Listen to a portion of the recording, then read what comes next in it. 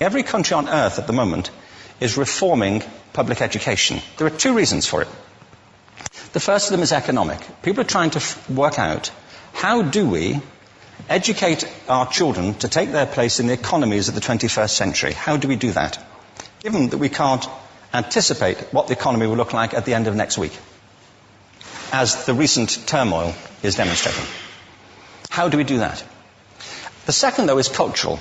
Every country on earth is trying to figure out, how do we educate our children so they have a sense of cultural identity and so that we can pass on the cultural genes of our communities while being part of the process of globalization. How do we square that circle? The problem is they're trying to meet the future by doing what they did in the past. And on the way, they're alienating millions of kids who don't see any purpose in going to school. When we went to school, we were kept there with a story, which was if you worked hard and did well and got a college degree, you would have a job. Our kids don't believe that.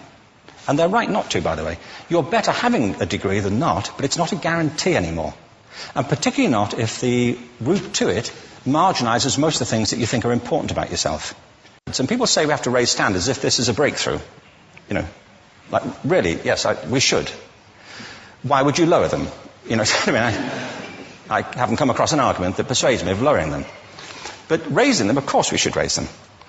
The problem is that the current system of education was designed and conceived and structured for a different age. It was conceived in the intellectual culture of the Enlightenment and in the economic circumstances of the Industrial Revolution. Before the middle of the 19th century, there were no systems of public education. Not really. I mean, you could get educated by Jesuits, you know, if you had the money. But public education, paid for from taxation, compulsory to everybody and free at the point of delivery, that was a revolutionary idea. And many people objected to it. They said it's not possible for many street kids, working class children, to benefit from public education. They're incapable of learning to read and write, and why are we spending time on this? So there's also built into it a whole series of assumptions about social structure and capacity. It was driven by an economic imperative of the time, but running right through it was an intellectual model of the mind, which was essentially the Enlightenment view of intelligence. That real intelligence consists in the capacity for a certain type of deductive reasoning and a knowledge of the classics originally, what we come to think of as academic ability. And this is deep in the gene pool of public education, that there are really two types of people, academic and non-academic, smart people and non-smart people. And the consequence of that is that many brilliant people think they're not, because they've been judged against this particular view of the mind. So we have twin pillars, economic and intellectual. And my view is that this model has caused chaos in many people's lives. It's been great for some. There have been people who have benefited wonderfully from it. But most people have not. Instead, they suffer this. This is the modern epidemic, and it's as misplaced and it's as fictitious. This is the plague of ADHD.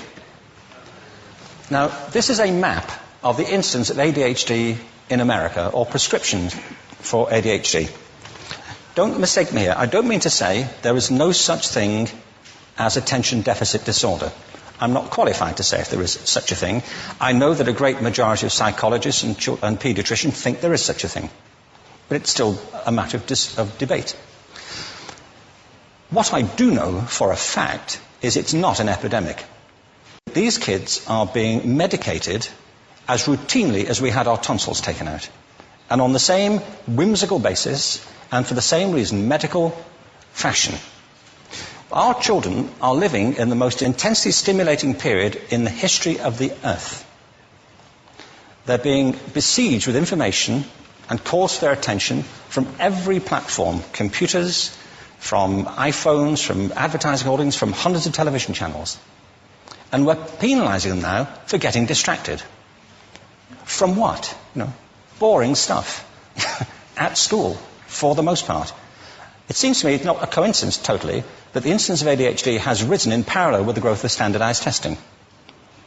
Now, these kids are being given Ritalin and Adderall and all manner of things, often quite dangerous drugs, to get them focused and calm them down.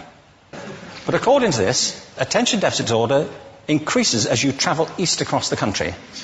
People start losing interest in Oklahoma.